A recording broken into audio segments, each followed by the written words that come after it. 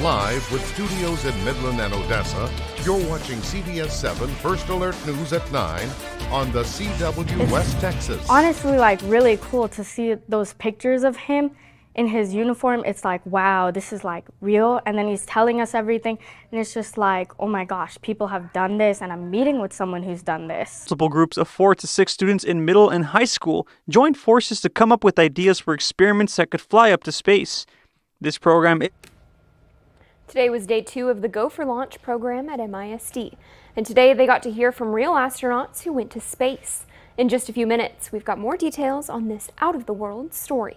Thanks for joining us for CBS7 News on the CW, and thanks to those of you joining us live from the CBS7 YouTube.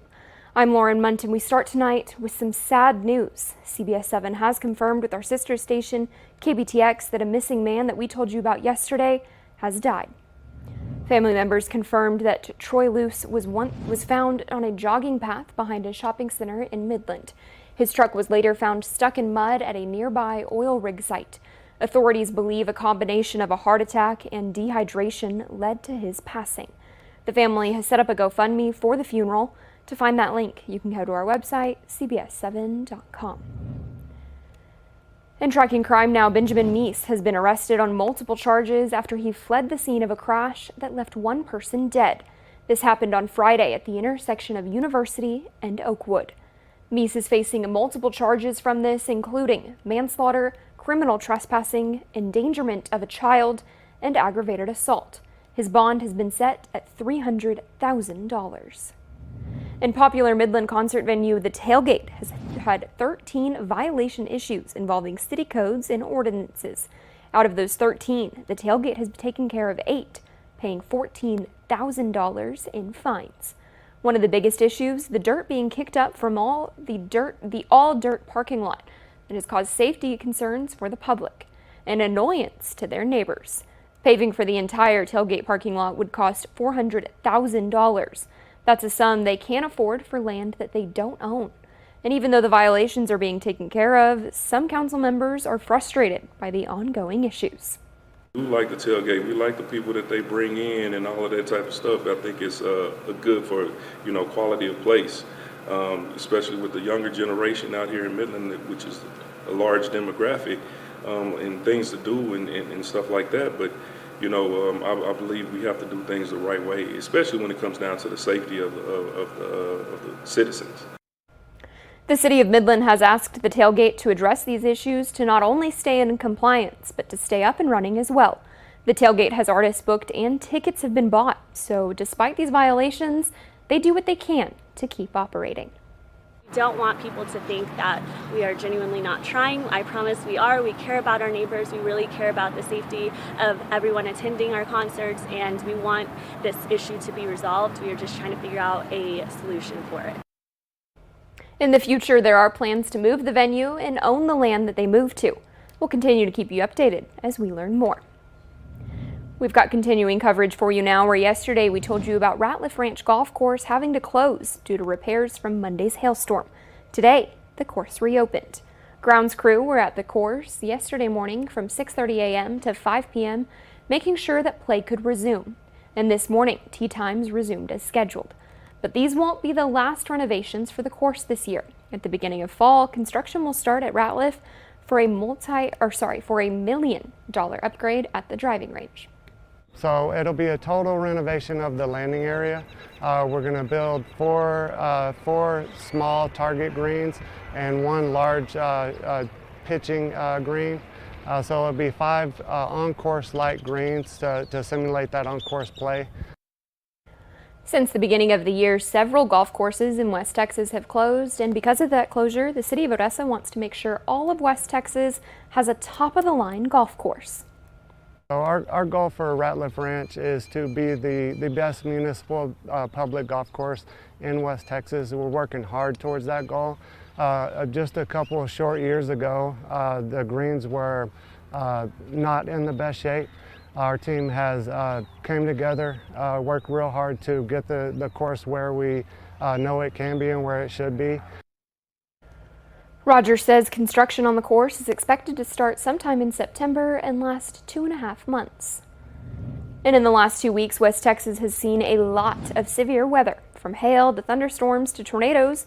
But considering the Permian Basin has seen several years of drought conditions, the recent storms are actually a return to normal. The weather we've been seeing is similar to the weather that was typical to the Permian Basin in the early 2000s. Tornadoes near Midland on May 30th and in Sanderson on June 2nd caused a lot of damage for many West Texans. And so did the large hail that we've been seeing as recent as this week. According to meteorologist Justin Lopez, West Texas has always had severe weather seasons, but this season may have been more noteworthy because it affected more populated areas. It's relatively active, but it's not something that is unprecedented. So it's not something we've never seen before, but it is something that's it's a pretty active year regardless. Severe weather season typically starts in late March and peaks in May, but now that we're into June, severe weather events are expected. But are they going to continue this week? We've got Chief Meteorologist Tom Tieferteller standing by with more. Yeah, things have quieted down quite a bit this week as the heat is building across the area, but we still have a couple of thunderstorms out there moving across portions of north central Culberson County. Severe thunderstorm warnings are up for Culberson County east of Guadalupe Mountains National Park right now from the severe thunderstorm that continues to move off to the south. Expecting it to decrease now that the sun is setting and starts to lose some of its daytime heating. As temperatures out there again were rather hot. I think that's erroneous there, but we were up to 99 in Fort Stockton, triple digits in the Pecos area, and right at about 93 out at the Middle National Area and Spaceport. There's a good look from our live iCam in Odessa looking back at that storm in Guadalupe Mountains National Park. And again, the anvil associated with it as temperatures are still hot out there across the area, but it does look like we are going to be seeing more of this heat in our forecast for the rest of the week. Thank you, Tom. In your education news, this summer, Midland ISD students are studying out of this world with a 2-day event called Go for Launch. Multiple groups of 4 to 6 students in Midland and high school joined forces to come up with ideas for what could fly to space. The students say that the best part about this program is being able to hear firsthand from astronaut James Riley, hearing his stories and experiences of being in space. Space is a great way to inspire students of all ages, but especially students in middle and high school. For me, it means so much to be able to help inspire them, but also to help develop our future workforce. After today, Higher Orbits will choose one or multiple winners to go to the finals. They'll come back in August and spring of next year and compete between 3 finalists to see which experiment could go to space. And Midland ISD and the YWLA came to an agreement last fall to add sports to the school. Now the Young Women's Leadership Academy will be offering their very own athletic program. The new athletic program will allow student athletes to compete in UIL athletic events for their campus. Varsity sports will include cross country, tennis, and swimming. All of those will also be available at a junior varsity level, along with volleyball and basketball. Besides promoting physical fitness, the Young Women's Leadership Academy wants to show what the school stands for. I feel like these factors not only go just for now, but for a long run. When they graduate, when they go into college and their career, I feel like these type of things with, responsibility and accountability, integrity, I feel like these will go a long ways for them to build their character. Next school year, the YWLA will compete for the first time at the 3A level. It's also the very first time the YWLA will have seniors in a graduating class. In some more local sports news, the FCA All-Star Week just began here in Odessa. Part of the FCA experience is that lifelong friends will get the chance to play with or against each other for the last time before they head off to college. That will be the case for former Midland Legacy players Brex Stevens and Jesus Robledo. His name's Brex, so B-Rex, and he used to run like this when he was little. So my dad called him B-Rex because he ran like a T-Rex. Yeah, that's something a friend would say about another friend. Midland Legacy alums Brex Stevens and Jesus Robledo have been playing football together since the 4th grade. While playing for the Little Horned Frogs, Jesus played at fullback and Brex was a running back. I blocked for him, and he made all the flashy plays, and I did all the dirty work. As for Brex, his bond with Jesus meant more than scoring touchdowns on the football field. I mean, it was awesome because every time we went out for a game, like we just always went out to eat too after. In the summers, we'd work out together all the time, go to the pool, hang out, jump on the trampoline, just doing what kids would do. The bond of Jesus and Brex's parents grew while they saw both boys going into high school. When both boys became juniors, they earned starting spots with the Rebels and became major contributors for 2 seasons. Both starting on varsity was something different, something new. It was fun though. It was good to see one of my friends growing up playing on varsity, same field as me. I mean, right now, nothing has beat that experience. Like playing in those big games and seeing those crowds like that, it's just crazy. Like I never thought I would see something like that. Brex and Jesus signed their letters of intent side by side. Brex going to UTPB and Jesus going to Navarro Junior College. Man, it's tough, but you know, it's life. It is what it is, but it's good seeing him going to a college to play football. So, like being that far, I'm gonna be on my own for the first time ever, and it's kind of scary for me. Despite the separation, there is a plan for when Jesus comes home to West Texas and reunites with his best friend. It's gonna be just like every other day. Like we're just gonna connect it like we have ever since we were little. The 2 head coaches for the game this Saturday are Monahan's Fred Stoff and Midland's Thad Fortune. This year's FCA All-Star Week is a special one for Coach Fortune. 20 years ago in 2004, I was finishing up high school, and I don't remember much, but I was able and honored to get to play in the Myrtle Greathouse FCA All-Star Game in Abilene for Coach Wayne Hutchinson, who was a great coach, and it was a great experience, a great week. And so to think, I would have never, thought in a million years that 20 years later I'd be the head coach of a team in the FCA All-Star Game, but really excited to be here, and it's going to be a great couple days. Looking forward to work with some coaches from the area and some football players from the area. Fortune's experience as both a player and a coach for FCA helps him understand the impact this event has beyond the sport. You learn that, there's more to these guys than just being football players. They can learn that about each other too, that there's more to their identity than just being a football player. And then likewise as a coach too, is like FCA is always a great reminder that there better be more to you than just what you do. Fortune played for the North All-Star team in 2004 as an Anson Tiger, but will coach the Blue team in 2024. Still ahead, Midland Animal Services is launching a pet food pantry. Find out how you and your furry friend can help next in your community news on CBS7 News at 9.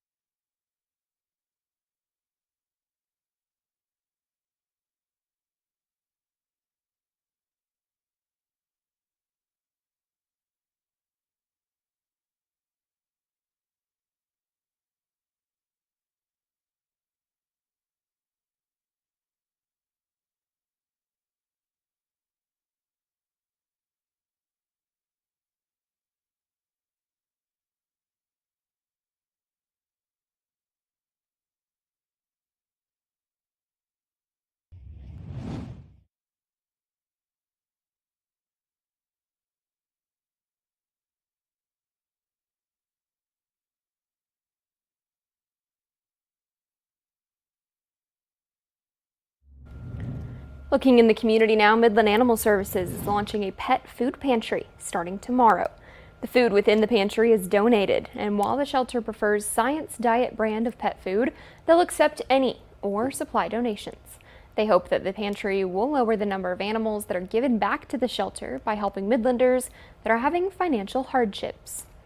We will keep track of it so we can kind of, look at the data later. But ultimately, we know that animals are part of the family, and it's really important for us to be able to assist to keep them in their homes. The food pantry is just a small part in a bigger program that the shelter is creating with Midlanders to help their pet care needs. You can drop off and pick up supplies anytime that the shelter is open. And this morning, Market Street in Midland presented $10,000 to the Share organization after holding their yearly Donate at the Register campaign. The money donated will go towards helping families with special needs children.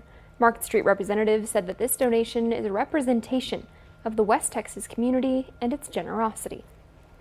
I think it just speaks to West Texans. We take care of our own, we take care of our communities, and I think West Texans are good about supporting their communities, and when there's a need that needs to be met, they step up.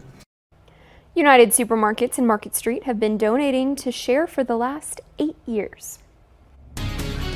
Well, we are looking at a pretty quiet evening. Thunderstorms are staying well out to the west tonight, and that's really going to be the trend into Father's Day weekend. We'll talk about that forecast coming up next.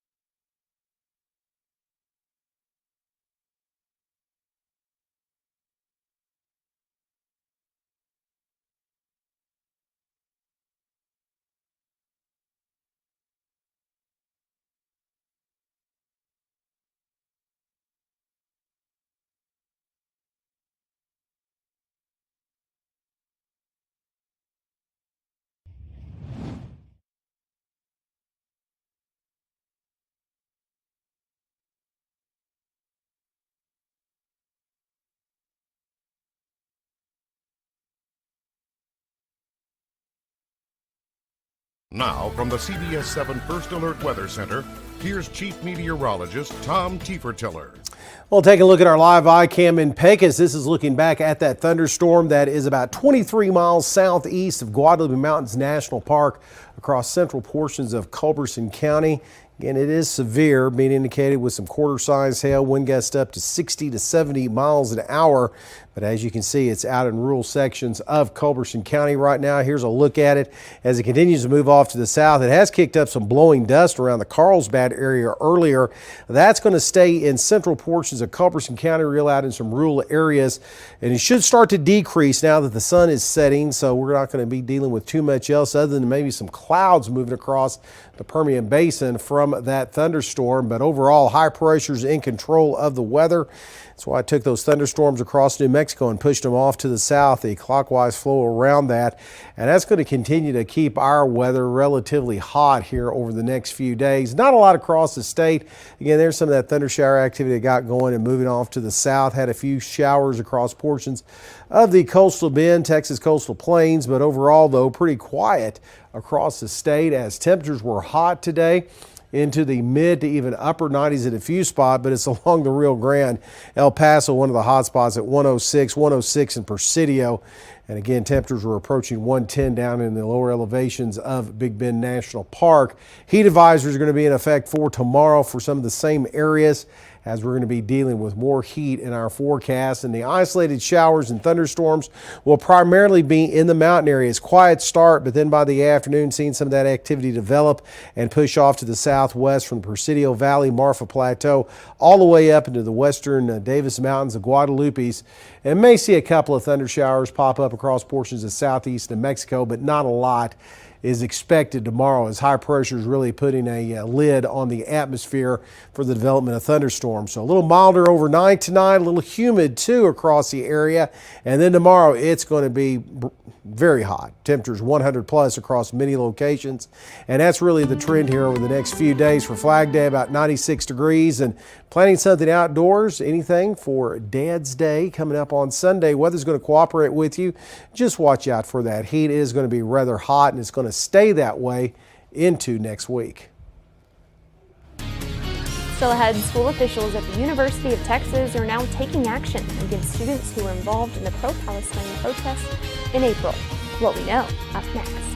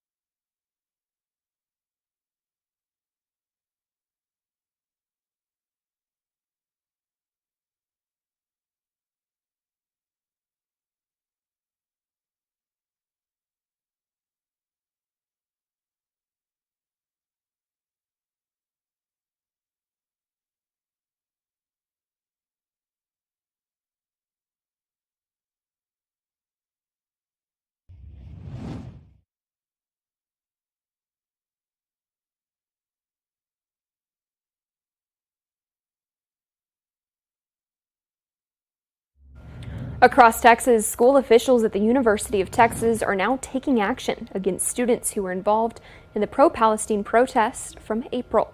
They've sent letters to some of those students explaining that the punishments they are facing. But as Michael Atkinson reports, not everyone who protested received a note. From the river to the sea! A month and a half after protests surged to the University of Texas at Austin in support of Palestine, university officials are cracking down on some of those students involved in the protests.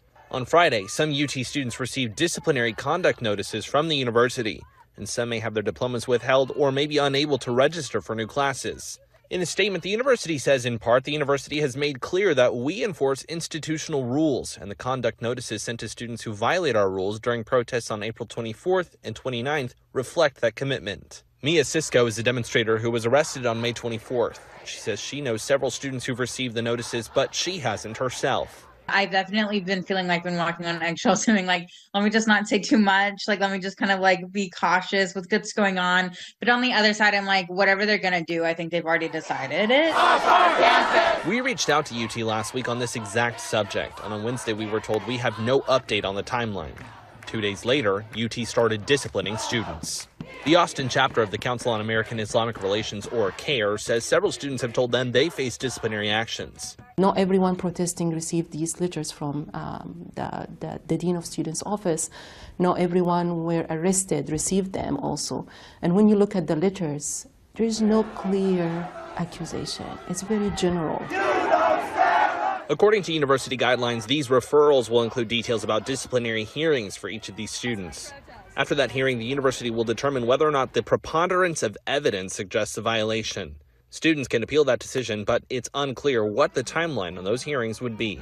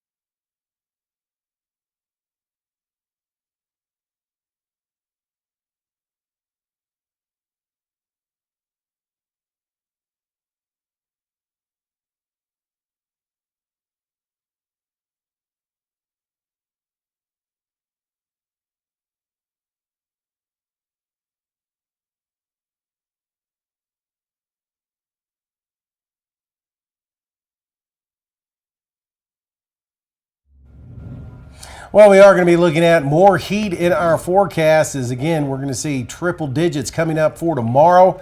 And then those temperatures are going to stay rather hot into the mid to upper 90s all the way through the Father's Day weekend. No rain in the forecast. So, again, if you're going to have a barbecue or something else this weekend, keep the heat in mind. Time to hit the pool. How about the beach? A sea turtle was actually just rescued by Florida police and firefighters at a Marineland beach on Monday. The Flagler County Sheriff's Office said that they received a report of a turtle in distress, and found the very large sea turtle trapped in some rocks on the beach. Unable to return to the ocean, the police department said that they joined forces with the local turtle patrol and the Flagler County Fire Rescue to dislodge the animal and carry it to surf, where it swam off into the sunrise. How sweet. And Quick a beautiful action. beach. Save that turtle. Yes, glad that he's safe there. Thanks for watching CBS7 First Alert News at 9 on the CW. We've got more news coming up tonight at 10.